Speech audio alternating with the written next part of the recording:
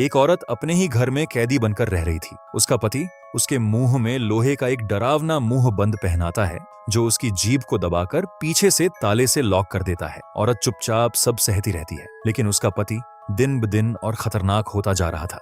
एक दिन वह अपनी ही बेटी ऐना को नहाते हुए छिपकर देखने लगता है। यह देखकर उसकी पत्नी तुरंत उसे रोकती है। आदमी वहां से तो चला जाता है, लेकिन बाद में पत्नी को बेरहमी से पीटता है। यह सब ऐना अपनी आंखों से देख लेती है। वह समझ नहीं पाती कि बाहर से शरीफ दिखने वाला उसका पिता अंदर से इतना दरिंदा कैसे हो सकता है। उसी रात ऐना के पेट में दर्द होता है। वह बारिश में बाहर बने टॉयलेट तक जाती है, लेकिन वहां जाकर देखती है कि उसके कपड़ों पर खून लगा है। वह घबरा जाती है क्योंकि खून लगातार बह रहा था। तभी बाहर से आवाज आती है। ऐना जल्दी से मोमबत्ती बुझाकर दरवाजे की दरार से झांकती है। वह देखती है कि उसका पिता उसकी माँ को स्टोर रूम में ले गया है। वहां वह चमड़े की पट्टी से उसकी नग्न माँ को बेरहमी से पीट रहा था। माँ की दर्द भरी चीखें पूरे कमरे में गूंज रही थीं। अगली सुबह ऐना अपने खून लगे कपड़े धो रही होती है। माँ उसकी हालत देखकर समझ जाती है कि क्या हुआ है। वह प्यार से ऐना को समझाती है कि यह एक लड़की के बड़ी होने की निशानी है और इसमें डरने वाली कोई बात नहीं। फिर वह ऐना को नहलाने ले जाती है। इसके बाद ऐना अपनी माँ से शिकायत करती है कि आखिर घर में पिता कुछ काम क्यों नहीं करते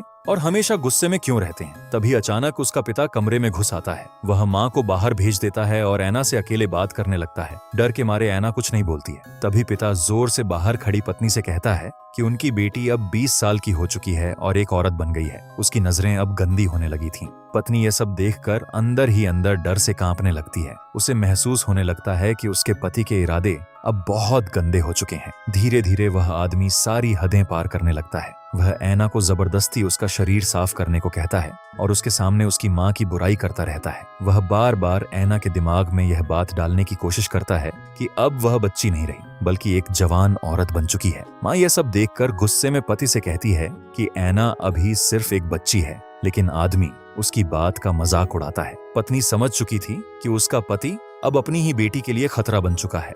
वह रात में पति को खुश करने की कोशिश करती है ताकि उसका ध्यान बेटी से हट जाए, लेकिन आदमी उसे ठुकरा देता है। इसके बाद उसका व्यवहार और डरावना हो जाता है। वह चोरी छिपे ऐना को कपड़े बदलते हुए देखने लगता है। एक दिन पत्नी उसे रंगे हाथों पकड़ लेती है और जोर से डांटती है, लेकिन बदले में उसे फिर बुरी तरह पीटा जाता है। इस बार वह आदमी हमेशा के लिए पत्नी की आवाज बंद करना चाहता था, इसलिए उसने लोहे का एक भयानक मुंहबंद बनवाया और जबरदस्ती पत्नी को पहनाकर ताला लगा दिया। 3 दिन बाद चर्च में प्रार्थना के दौरान ऐना अपनी माँ से धीरे से पूछती है कि वह पिता का विरोध क्यों नहीं करती। वह कहती है कि अगर उसकी जगह वह होती तो ऐसी जिंदगी जीने से अच्छा मर जाना समझती। उसी समय सामने उसका पिता बड़े शरीफ इंसान की तरह लोगों को धर्म और भगवान की बातें समझा रहा होता है। तभी अचानक वहां कुछ ऐसा होता है जिसे देखकर चर्च में मौजूद सभी लोग चीख उठते हैं। ऐना का पिता थोड़ी देर के लिए घबराता जरूर है, लेकिन फिर भी ऐसे व्यवहार करता है जैसे कुछ हुआ ही ना हो।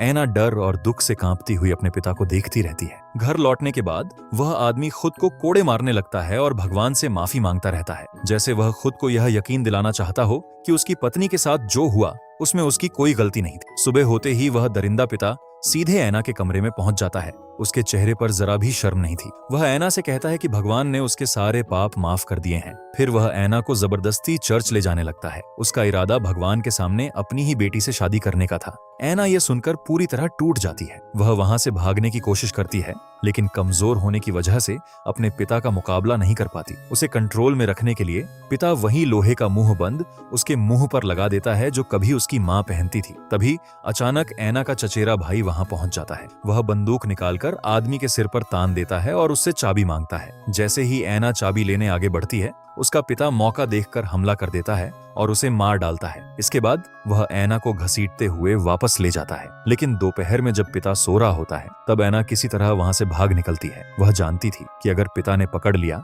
तो उसकी जिंदगी खत्म हो जाएगी, इसीलिए वह बिना रुके भागती रहती है। भागते भागते उसकी हालत खराब हो जाती है और आखिरकार वह रास्ते में बेहोश होकर गिर पड़ती है। जब उसकी आंख खुलती है तो सामने 3 लोग उसे घूर रहे होते हैं। एक औरत उसे होश में देखकर अपने पति को बुलाती है। ऐना को लगता है कि अब वह सुरक्षित है, लेकिन असल में वह एक और मुसीबत में फंस चुकी थी। वे लोग उसे एक शराब खाने में बेच देते हैं। वहां छोटे छोटे कपड़ों में घूमती औरतों को देखकर ऐना डर जाती है। शराब खाने का मालिक उसकी कम उम्र देखकर उसे ग्राहकों के बीच काम नहीं करवाता, बल्कि इधर उधर छोटे काम करने के लिए रख लेता है। एक दिन एक शराबी आदमी ऐना को पकड़ लेता है और उसके साथ गलत हरकत करने की कोशिश करता है। तभी वहां मैरी नाम की लड़की पहुंचती है। वह कहती है कि वह खुद उस आदमी के साथ चली जाएगी, लेकिन शराबी नहीं मानता।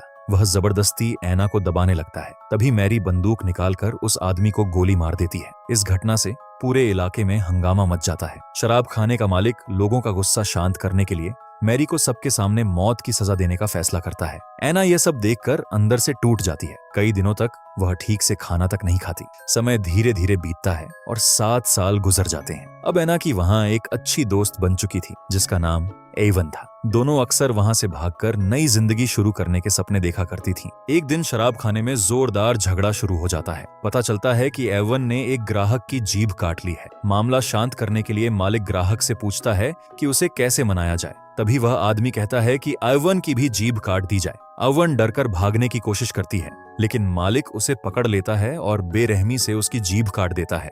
यह भयानक दृश्य देखकर ऐना के पैरों तले जमीन खिसक जाती है। अगले दिन ऐना डॉक्टर को बुलाकर एवन का इलाज करवाती है। वह उसके लिए इशारों की भाषा सीखने वाली किताब भी लाती है और रोज उसके साथ बैठकर साइन लैंग्वेज सीखती है ताकि एवन अकेलापन महसूस न करे। कुछ समय बाद एवन खुशी खुशी ऐना को बताती है कि उसके लिए एक रिश्ता आया है। इसके बाद उसे एक शादी करवाने वाली जगह पर ले जाती है। शराब खाने के मालिक ने उसके लिए एक आदमी चुना था। उस आदमी को इस बात से फर्क नहीं पड़ता कि एवन की जीभ नहीं है। बस उसकी एक शर्त थी कि उसके साथ उसका छोटा बेटा भी रहेगा और घर शहर से काफी दूर है। एवन तुरंत शादी के लिए तैयार हो जाती है। वह उस आदमी की तस्वीर देखकर नई जिंदगी के सपने देखने लगती है। विदा होने से पहले वह ऐना को गले लगाकर रो पड़ती है। ऐना भी अपनी सारी बचत उसे दे देती है, लेकिन उसी दिन एक अमीर आदमी पूरे शराब खाने को बुक कर लेता है। बिजनेस खराब चल रहा था, इसलिए मालिक सभी लड़कियों को चेतावनी देता है कि उस खास मेहमान को नाराज नहीं करना है। तभी ऐना की नजर नीचे बैठे उस आदमी पर पड़ती है और उसके होश उड़ जाते हैं। वह कोई और नहीं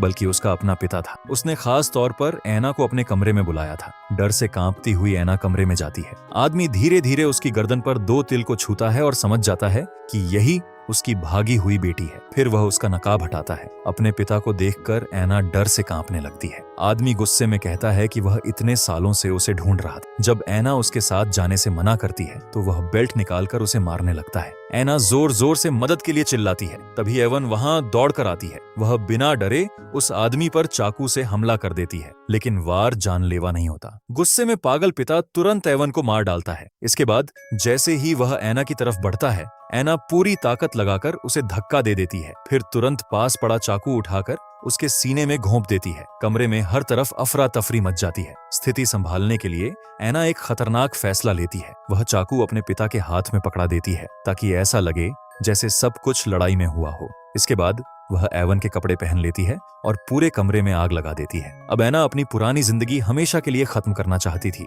वह एवन की जगह उसकी नई जिंदगी अपनाने का फैसला करती है ताकि कोई उसे पहचान न सके।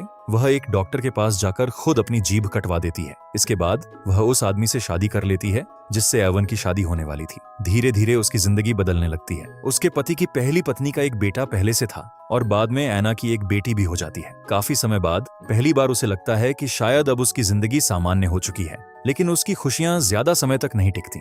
एक दिन ऐना अपनी बेटी को लेकर चर्च जाती है। वहां मंच पर खड़ा पादरी देखकर उसके पैरों तले जमीन खिसक जाती है। वह कोई और नहीं बल्कि उसका वही पिता था जिसे वह मरा हुआ समझ चुकी थी। ऐना डर से कांपने लगती है, लेकिन अपने पति के सामने खुद को सामान्य दिखाने की कोशिश करती है। तभी चर्च में एक गर्भवती औरत की हालत खराब हो जाती है। ऐना गांव की दाई का काम करती थी, इसलिए वह तुरंत उसकी मदद करने पहुंचती है। डिलीवरी के दौरान जब वह ऊपर देखती है तो उसका पिता लगातार उसे घूर रहा होता है। ऐना डरकर बाकी लोगों को कमरे से बाहर भेज देती है। बच्चे का एक हाथ बाहर आ चुका था, लेकिन उसका सिर फंस गया था। मां की जान बचाने के लिए मजबूरी में ऐना को बच्चे की बलि देनी पड़ती है। उसी रात बाहर कुछ आवाज सुनाई देती है। ऐना डरते हुए बाहर निकलती है, लेकिन अचानक दीवार के पास सिमट जाती है। दरअसल उस गर्भवती औरत का पति जॉर्ज शराब पीकर बदला लेने आया था। वह अपनी पत्नी के बच्चे की मौत के लिए ऐना को जिम्मेदार मान रहा था। तभी अचानक ऐना का पिता वहां पहुंच जाता है और खुद को धार्मिक आदमी दिखाकर मामला शांत कर देता है। इसके बाद ऐना का पति उसे घर बुलाकर धन्यवाद देता है। ऐना डर के मारे छिपकर देखती रहती है। जब उसका पति ऊपर किसी काम से जाता है तभी पिता धीरे से कहता है, मुझे पता है तुम यहीं हो। फिर वह ऐना की बेटी का नाम लेकर उसे धमकाता है। अब ऐना समझ चुकी थी कि अगर उसने कुछ नहीं किया तो उसकी बेटी भी उसी नरक में फंस जाएगी जिससे वह खुद भागी थी। इसीलिए वह अपने पति से वहां से दूर जाने की बात करती है। परिवार की सुरक्षा के लिए दोनों एक नई जगह जाने का फैसला कर लेते हैं। अगले दिन उसका सौतेला बेटा भेड़ों को चारा देने जाता है, लेकिन सारी भेड़ें मरी पड़ी थीं। उन्हें शक होता है कि यह काम जॉर्ज ने किया है। एना का पति बंदूक लेकर उससे बात करने निकलता है। एना अपनी बेटी की आंखों पर कपड़ा बांध देती है ताकि वह यह डरावना दृश्य न देख सके। खुद एना बाहर जाकर मरी हुई भेड़ों को देखने लगती है। तभी अचानक दरवाजा बंद हो जाता है। एना को खतरे का एहसास होता है। वह बाहर निकलने की कोशिश करती है, लेकिन तभी दूर उसे अपना पिता उसकी बेटी को ले जाते हुए दिखाई देता है। बेटी को साफ देखने के लिए वह ऊपर चढ़ने लगती है, लेकिन वह अचानक गिरकर बेहोश हो जाती है। जब उसे होश आता है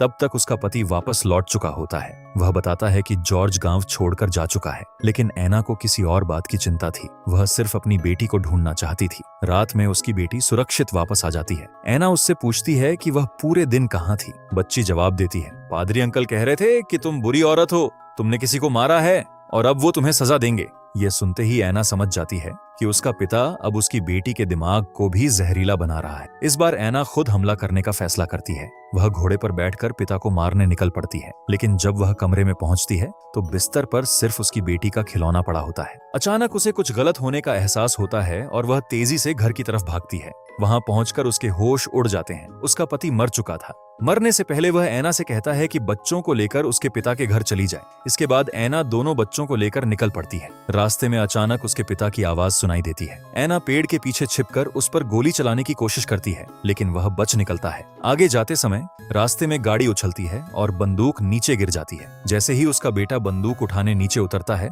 पिता उसे गोली मार देता है। अपने बेटे की मौत देखकर भी एना रुकती नहीं। वह टूट चुकी थी, लेकिन बेटी को बचाने के लिए आगे बढ़ती रहती है। कई मुश्किलों के बाद वे उसके ससुर के घर पहुंचते हैं। पूरी कहानी सुनकर बूढ़ा आदमी सदमे में चला जाता है। एना समझ चुकी थी कि जब तक उसका पिता जिंदा है तब तक उसकी जिंदगी कभी सुरक्षित नहीं होगी। इसीलिए वह बेटी को सुरक्षित जगह छिपाकर खुद बंदूक लेकर दरवाजे पर बैठ जाती है। कुछ देर बाद उसका पिता वहां पहुंच जाता है। वह एना को धमकाता है कि वह उसकी बेटी को भी औरत बनते हुए उसकी आंखों के सामने देखेगी। यह सुनते ही एना घबराकर बेटी को देखने दौड़ती है, लेकिन अंदर पहुंचते ही देखती है कि उसका ससुर मारा जा चुका है। वह तुरंत बेटी को लेकर भागने लगती है। खिड़की से बाहर निकलते समय उसका पिता उसे पकड़ लेता है, लेकिन इस बार एना हार मानने वाली नहीं थी। वह पूरी ताकत लगाकर खुद को छुड़ाती है, फिर पास रखा मिट्टी के तेल वाला लैंप उसके ऊपर फेंक देती है। अगले ही पल वह बंदूक उठाकर अपने पिता को गोली मार देती है। आखिरकार वह उस शैतान से हमेशा के लिए छुटकारा पा लेती है जिसने उसकी पूरी जिंदगी बर्बाद कर दी थी। 1 साल बाद एना अपनी बेटी के साथ शांत जिंदगी जी रही होती है, लेकिन तभी पुलिस वहां पहुंचती है। उनके पास एना के नाम का वारंट था। असल में शराब खाने के मालिक की हत्या एवन ने की थी, लेकिन अब एना उसकी पहचान में जी रही थी, इसीलिए कानून के हिसाब से उसे वही सजा भुगतनी थी। एना आखिरी बार प्यार से अपनी बेटी को देखती है, फिर बिना कुछ कहे झील की तरफ बढ़ती है और उसमें कूदकर अपनी जिंदगी खत्म कर देती है।